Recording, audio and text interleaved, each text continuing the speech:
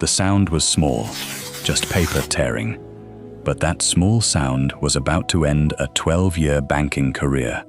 The branch manager dropped the 4 pieces of the check onto the marble counter and slid them toward the old Filipino man like they were trash. "There, problem solved. Now take your little art project and leave my bank." The old man looked down at the torn pieces for a long moment. When he spoke, his voice was calm, almost gentle. "Ma'am, that check took me 41 years to earn. You tore it in 4 seconds. Then it should only take you 4 seconds to leave." Laughter rippled from somewhere behind the velvet ropes. What nobody in that lobby knew, not the laughing customers, not the security guard reaching for his radio, and certainly not the manager straightening her blazer in victory, was that the regional CEO of that entire bank was at that exact moment stepping out of the elevator behind them. And when he saw the old man standing at the counter, he would stop walking, go pale, and say one word, a word that would turn every face in that lobby to stone. Before we go deeper into today's story, drop Pinoy Ha in the comments and tell us where in the world you're watching from. This story is for every Filipino who was ever judged by their clothes instead of their character. And if you love stories about dignity, patience, and quiet justice, subscribe and turn on notifications, because the ending of this one is worth every minute. His name was Tomas Aguilar, 67 years old. And that morning, he arrived at Meridian Trust Bank the same way he arrived everywhere, by city bus. He stepped off at the corner in a faded company polo, dark blue once, gray now, with a small stitched logo over the heart that read Aguilar Logistics. His shoes were polished but 10 years old. His hands were a mechanic's hands, scarred across the knuckles, steady as stone. Under one arm, he carried a plain brown envelope.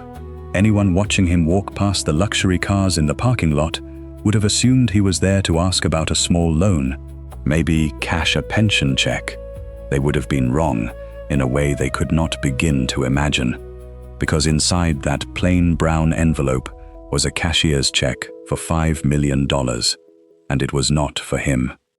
Tomas had landed in America in 1979 with his younger brother, Celso. 2 brothers, 1 suitcase, and the phone number of a cousin who turned out to have moved away. Their first home in this country was the back of a delivery truck Tomas was paid to repair. They slept in it through an entire winter. 2 boys from a hot country, wearing every shirt they owned at once, breathing into their hands. Tomas fixed engines. He was gifted. Anything broken, he could hear the problem before he opened the hood. Within 3 years, he had saved enough for 1 used truck of his own. He painted the name on the door himself, with his brother steadying the stencil, Aguilar Brothers. But Celso never saw the second truck. That second winter, Celso caught a cough that would not leave. The brothers had no papers yet, no insurance, and a terror of what a hospital bill would do to everything they were building. So Celso drank hot water with ginger, wrapped himself in blankets in the truck, and told his brother every night, "Okay lang ako kuya, it's just a cold." It was pneumonia. He was 24 years old. Tomas carried that for 40 years, through every contract, every new truck, every warehouse. 1 truck became 5, 5 became 40, 40 became a logistics company that moved freight through 3 states, employed over 300 people, and made payroll for 30 years without missing a single week. He never bought a mansion. He never bought a sports car. He wore the company polo because, as he told his drivers, this shirt fed 300 families. Show me a designer logo that can say that. And this spring, at 67, Tomas had sold the company. Every dollar of that $5 million was going into one thing. He had chosen the name for it 40 years ago, standing in the snow beside a truck, and he had never once said it out loud to anyone. 10 minutes was all this would take, he thought. Sign, deposit, then take the bus to the cemetery and finally tell his brother. He walked through the revolving doors at 9:40 in the morning. Behind the counter, branch manager Diane Mercer looked up. and read him in one glance, the way she prided herself on reading everyone. 12 years of climbing, immaculate suit, a smile she could switch on like a light. Her eyes went from the faded polo to the old shoes to the plain brown envelope. She had him categorized before he reached the rope line. Time waster, probably confused, possibly a scam. 2 windows down, a young teller named Grace looked up at the same moment. 23 years old, the granddaughter of Ilocano farm workers, 3 months into her first banking job. Something about the old man, the neatness of him, the patience, reminded her of her own Lolo. "Good morning, sir," she called, and started to wave him toward her window. Diane stepped smoothly in front of her. "I'll handle this one." She turned to Tomas with the bright, brittle smile she saved for people she had already decided about. "What can I do for you today?" Tomas placed the envelope on the marble and slid out the check with 2 careful fingers, turning it to face her. "Good morning, ma'am. I'd like to make a deposit, please." Diane looked down. $5 million. For one heartbeat, her training flickered. Verify. Always verify. Then she looked from the number to the faded polo to the scarred hands, and she laughed, loud enough for the whole lobby. Okay, I have to admit, that's the best one I've seen all year." She tapped the check with one manicured nail. "Where did you print this? It's very good. The watermark is adorable." The lobby went quiet. Phones began, subtly, to rise. Tomas did not raise his voice. He folded his hands on the counter. "Ma'am, it's a cashier's check from First Pacific Commerce. There's a verification number on the back. 1 phone call. It takes less than a minute." "Sir, I've been doing this for 12 years. I know what $5 million looks like." Her eyes swept him, slowly, collar to shoes, making sure the audience followed. "And believe me, it doesn't look like this." Behind her, Grace had quietly pulled up the verification screen. "Ms. Mercer, I can run the call back. It only takes..." "Grace," 1 word, like a door slamming. "Watch your own window." Tomas glanced at the young teller, a small look, gentle, almost protective. "It's all right, Anak. Don't burn yourself for me." He turned back to Diane. "Ma'am, I understand what you see. I've been looked at like this for 40 years. I'm only asking you to make 1 phone call before you decide who I am." And maybe it was that. The calm, the absolute absence of fear. People like him were supposed to shrink. He wasn't shrinking, and in front of a full lobby, that felt, to Diane Mercer, like an insult. She picked up the check. "You want my professional assessment? Here it is." And she tore it. Once, twice, 4 pieces, fluttering onto the marble. Someone gasped. A phone camera light blinked on. Grace stood frozen at her window, with 1 hand over her mouth. "There, problem solved. Now take your little art project and leave my bank." Tomas looked down at the 4 pieces of paper. 41 years, 2 brothers, 1 winter in the back of a truck. "Ma'am, that check took me 41 years to earn. You tore it in 4 seconds. Then it should only take you 4 seconds to leave." He did not leave. He carefully gathered the 4 pieces, laid them in a row, and squared their edges with a mechanic's precision. Then he looked up. "Call the police," he said quietly. "Excuse me? You've mentioned them twice. Go ahead and call." A pause. "And while you're at it, ask someone to bring your supervisor, because in a few minutes, one of us is going to owe the other an apology." "I'd like witnesses." Diane actually smiled. She reached for the phone with theatrical slowness, savoring it. She never finished dialing, because on the mezzanine above the lobby, the elevator opened. Nobody at the counter noticed at first, but the regional CEO of Meridian Trust, Jonathan Pierce, the man whose signature sat at the bottom of Diane Mercer's paychecks, had chosen this branch, this morning, for a quarterly review. He came down the steps mid-conversation with 2 directors, scanning his own lobby the way generals scan a field.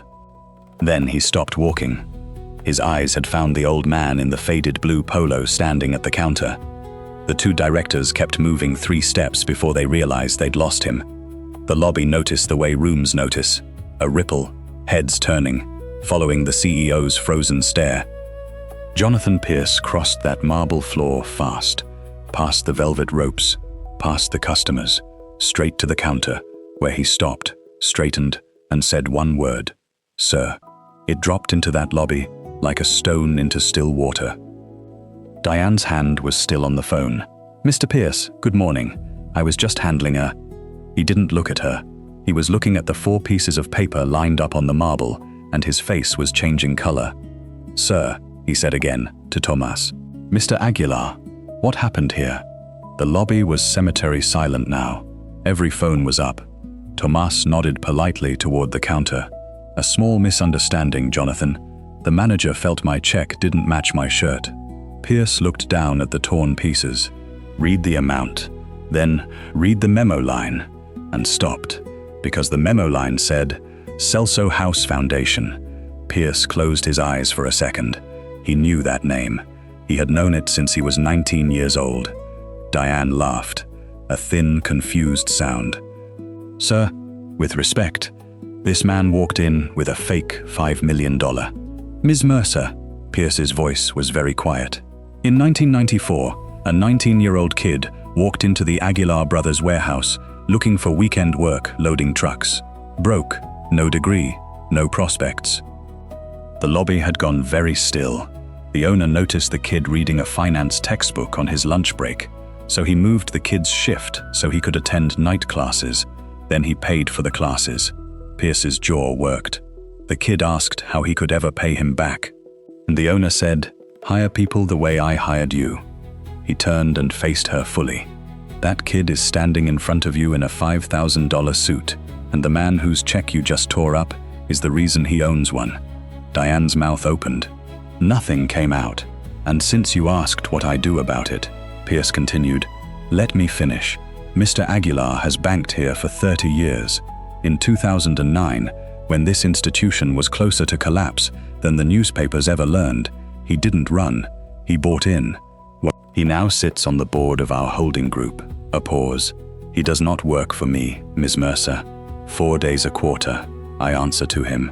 You could hear the air conditioning. That was all." Diane's face had gone the color of the marble. Her eyes moved from the CEO to the old man, to the memo line on the torn paper, "Celso House," and something in her finally connected. Her voice came out very small. "Mr. Aguilar, sir, You didn't ask," Tomas said, not cruelly. "That's all. You didn't ask." Pierce turned. "Ms. Mercer, you destroyed a client's negotiable instrument, on camera, in front of witnesses, after refusing verification twice. One breath. Security will walk you out. HR will call you this afternoon." She didn't argue. She untied her name badge with shaking fingers and set it on the counter. At the door, she stopped and turned around. "My mother cleaned office buildings for 22 years, her voice cracked. "She was you, sir, and I still didn't see it." Tomas held her eyes for a moment, then he nodded, once. "Then let this be the last day you don't see her everywhere." The doors whispered shut behind her. Pierce exhaled and turned back toward the counter, and Tomas raised one scarred hand. "Jonathan, one request." "Anything, sir." Tomas pointed down the row of windows to where a 23-year-old teller was still standing frozen with her hand over her mouth.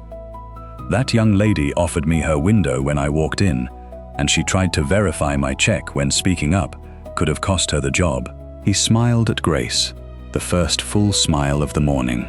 "The foundation account is going to need a private banker. I'd like it to be her."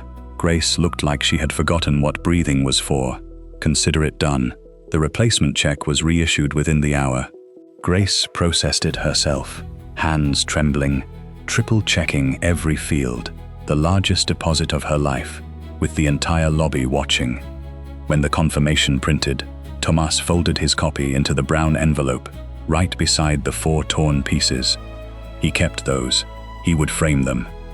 Because 6 months later, on a clean-swept lot on the east side of the city, Tomas Aguilar stood in his faded company polo and cut a red ribbon in front of a new building.